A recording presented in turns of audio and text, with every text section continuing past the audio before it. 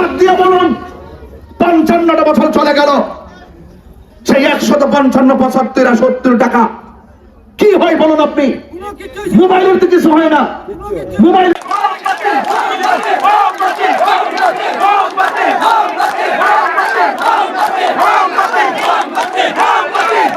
খরচ হয় না, জামা কাপড় পরবে কিভাবে? ওদের চেহারা দিকে তাকালে বরং কষ্ট হয়, চেহারা দিকে তাকালে বরং মনে হয়। আপনি বলতে পারেন যে আপনার ভোট দেওয়ার জন্য মনে হয় আমি আপনাকে খুশি করতে কথা বলছি। না না, অসম্ভব। আপনাকে খুশি করার জন্য কিংবা ভোট পাওয়ার জন্য নয়। আমি বলতে চাই চা শ্রমিকদের সাথে এই বাংলাদেশের প্রত্যেকটা সময় যে অর্থনৈতিক বৈষম্য সৃষ্টি করা হয়েছে, সেই বৈষম্যের দেয়াল ভেঙে দিয়ে চা শ্রমিকদের টেকসই জীবন ব্যবস্থা নিশ্চিত করতে হবে।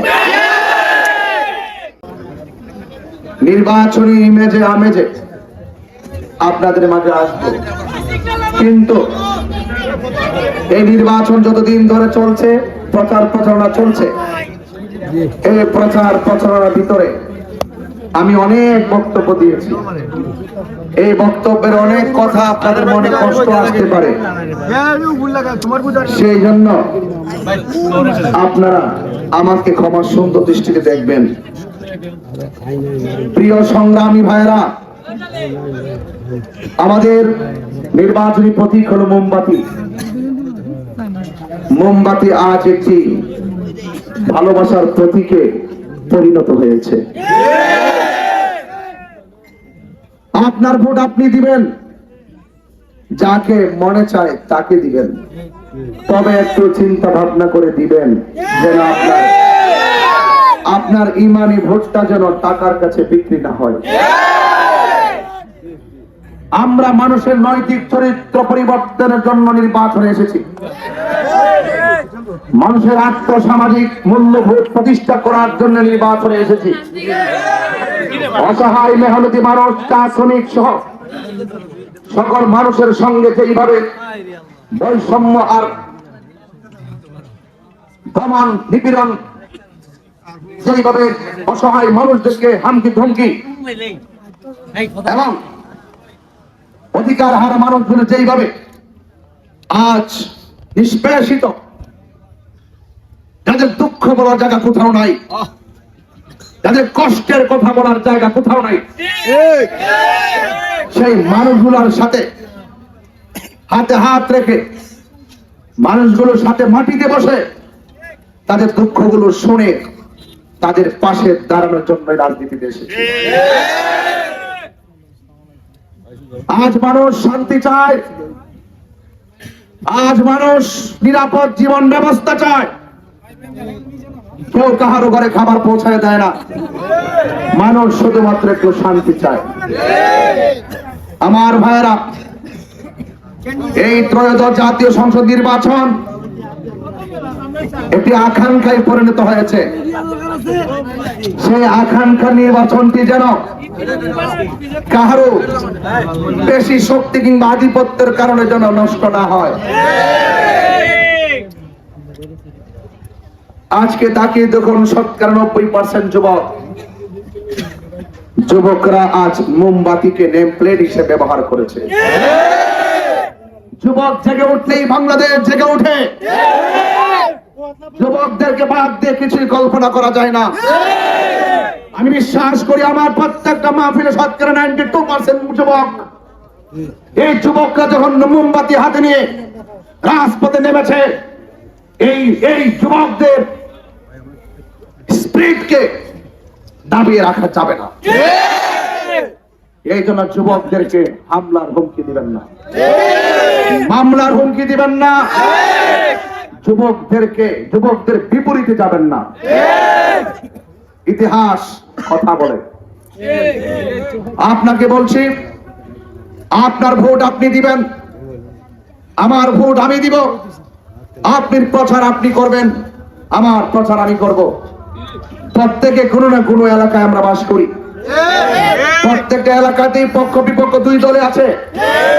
কিন্তু আপনি যখন আপনার সমাজের মানুষকে রাজনৈতিক সূত্র ধরে মামলা হামলা কিংবা প্রাণনাশের হুমকি দিবেন, তার মানে বুঝতে হবে আপনার মনের ভিতরে যে মনুষ্যত্ব বোধ নামক একটি জায়গা আছে, সেই মনুষ্যত্ববোধ জায়গাটি অর্থের কাছে আর কালো টাকার কাছে বিনষ্ট হয়ে গেছে।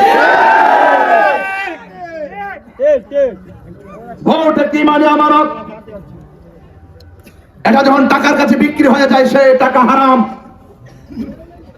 হারাম কাজ করবেন না, হারামের মধ্যে কখনো আরাম নাই। মোমবাতি প্রতীক, এটি মায়ার প্রতীক। সনাতন ধর্মী থেকে শুরু করে চা শ্রমিক থেকে শুরু করে আপনি আশ্চর্য হবেন যদি আমার সাথে যদি আপনি চ্যালেঞ্জ করতে চান। দেখবেন আমি যেই কোনো গ্রামে যাব, আমার বৃদ্ধা বনিতা যারা আছে এবং বয়স্ক যারা আছে তাদেরকে এক পাশে রাখবো, আর যেই রাস্তা দিয়ে যায় সেই রাস্তা দিয়ে ছোট্ট বাচ্চাগুলা ক্ষেতের আইল সড়কের কোনায় কানায় দিয়া দৌড়তে দৌড়তে বাড়ি থেকে বেরিয়ে আসে, বলে মোমবাতি মোমবাতি মোমবাতি।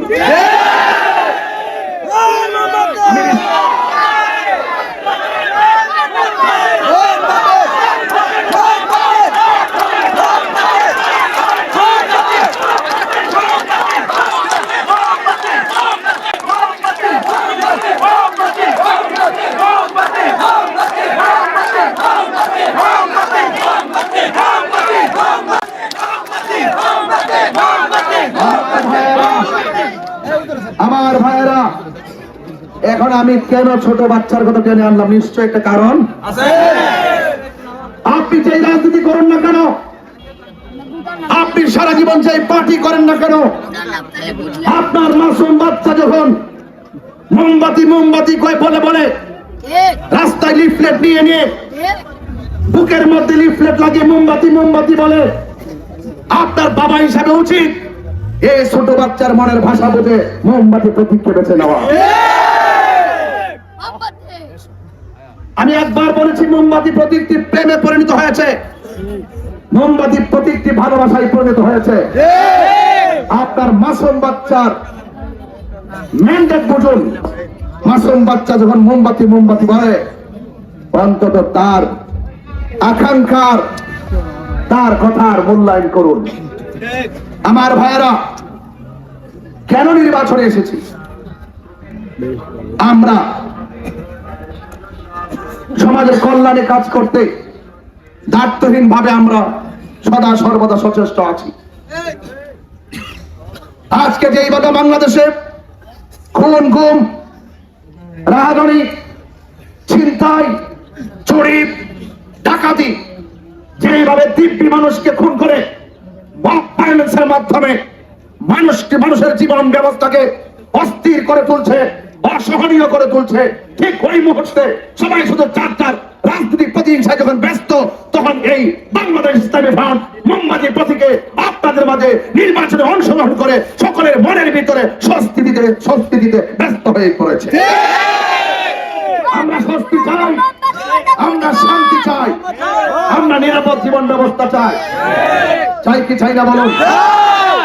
ভাইরা আমার, এখানে দাঁড়িয়েছি, জীবনে কখনো কি এভাবে দাঁড়িয়ে পড়ছেছি? আমার সুন্নি ভাইরা, শান্তি প্রিয় জনতা, সবাইকে বলি এবার সিদ্ধান্তে ভুল করবেন না। এবার সিদ্ধান্ত নিবেন দেশ রক্ষার জন্য, এবার সিদ্ধান্ত নিবেন দেশের মানুষকে নিরাপদ ব্যবস্থা করে দেওয়ার জন্য। এবারের সিদ্ধান্ত কখনো ভুল করবেন না। চা শ্রমিকদের কষ্টের কথা সবাই তো বলে, বুকে হাত দিয়ে বলুন, 55টা বছর চলে গেল, সেই 155, 75 আর 70 টাকা কি হয় বলুন আপনি? মোবাইলের তো কিছু হয় না, মোবাইল খরচ হয় না, জামা কাপড় করবে কিভাবে? ওদের চেহারা দিকে তাকালে বরং কষ্ট হয়, চেহারা দিকে তাকালে বরং মনে হয়। আপনি বলতে পারেন যে আপনার ভোট দেওয়ার জন্য মনে হয় আমি আপনাকে খুশি করতে কথা বলছি। না না, অসম্ভব। আপনাকে খুশি করার জন্য কিংবা ভোট পাওয়ার জন্য নয়। আমি বলতে চাই, চা শ্রমিকদের সাথে এই বাংলাদেশের প্রত্যেকটা সময় যে অর্থনৈতিক বৈষম্য সৃষ্টি করা হয়েছে, সেই বৈষম্যের দেয়াল ভেঙে দিয়ে চা শ্রমিকদের টেকসই জীবন ব্যবস্থা নিশ্চিত করতে হবে। যদি আপনার আমার প্রতি বিশ্বাস থাকে, আপনি বানিয়ে দেখুন, দেখেন কি করতে পারি। রাস্তাঘাট অনেক জায়গায় আমি ঘুরেছি, আমার কোমরে ব্যথা বলেন, পিঠের ব্যথা বলেন, অনলাইনে সব দেখেন আপনারা। আমি মোটরসাইকেলে 6 ঘন্টা 7 ঘন্টা করছি। এখানে বাচ্চা ভাই আছে, আরো যারা আছে তারা দেখছেন আমি কিভাবে করছি। ভাই সব কিভাবে যে ধুলায় দূষিত হয়েছে, আমার কাছে আমার কষ্ট লাগে নাই। যখন দেখি চা শ্রমিকরা দৈনিক এই রাস্তা দিয়ে আসা যাওয়া করে, মেহনতি মানুষগুলো আসা যাওয়া করে, হাজার কষ্টটা আমার কাছে কিছু মনে হয় না। কেন জানেন? আমি তো চলছি একদিন, তারা চলে প্রতিদিন। তারা প্রতিদিন কষ্ট করে। এক বছরা বলছে আমার একটা হাত নাই, বড় কষ্টে আছি। একটু সামনে গিয়ে যখন দেখলো আরেকজনের 2টা হাত নাই, তখন সে বলে আমি ভালো আছি। বুঝতে পেরেছেন?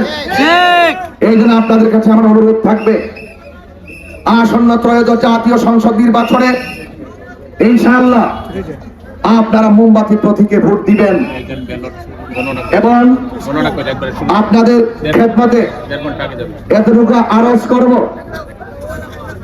নির্বাচনে অনেক নিয়ম কানুন আছে। আমাদের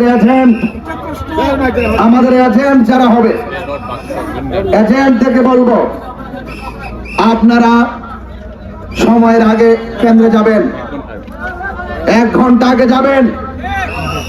আগে গিয়ে সেখানে প্রবেশ করে প্রথম কোন কাগজে সিগনেচার করবেন না।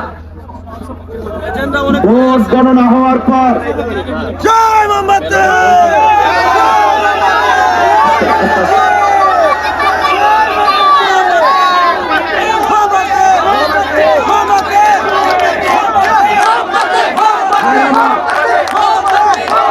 আমি আপনাদেরকে বলছি, এই কথাটা কিন্তু অনেক গুরুত্বপূর্ণ। এই কথাটা অনেক গুরুত্বপূর্ণ ভাইরা আমার, এই কথাটা অনেক গুরুত্বপূর্ণ।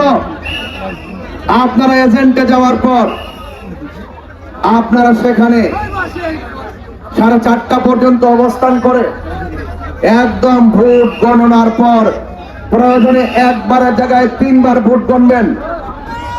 গণার পর যখন বুঝে আসবে তখন আপনারা সিগনেচার দিয়ে তারপরে আপনার ফলাফল আপনি হাতে নিয়ে কেন্দ্র থেকে বের হবেন। এর আগে যত তালি বলি করুক, আপনারা সিগনেচার করবেন না। আর একটা কথা বলি, আপনারা বাক্সটাকে চেক দিবেন এবং যেটা ভরপুর হয়ে যাবে ব্যালটে, সেটা যেন পাশের রুমে নিতে না পারে খেয়াল রাখবেন। এই রুমে বাক্সটা শেষ হবে, এই রুমের মধ্যে রাখতে হবে। বুঝতে পেরেছেন? প্রিসাইডিং অফিসারের কাছেই এটা রাখতে হবে।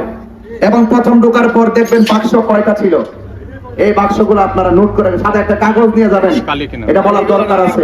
আস্তে আপনাদেরকে বলছি, এটা বলার উদ্দেশ্য হলো, আমি এটাও শুনেছি এজেন্টদেরকে হুমকি দেওয়া হচ্ছে, এজেন্ট এবং ভোটারদেরকে হুমকি দেওয়া হচ্ছে।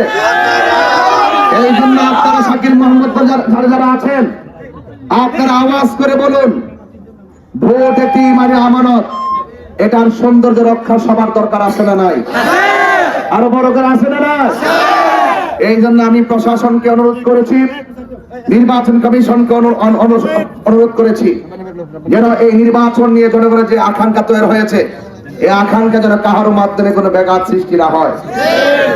আমার ভাইরা, আমি হয়তো আজকে শেষ প্রচারণা, হয়তো নির্বাচন 12 তারিখে হবে, 12 তারিখের পর নির্বাচন শেষ। এই পরিবেশে হয়তো আবার আমরা 5 বছর পর্যন্ত অপেক্ষা করব।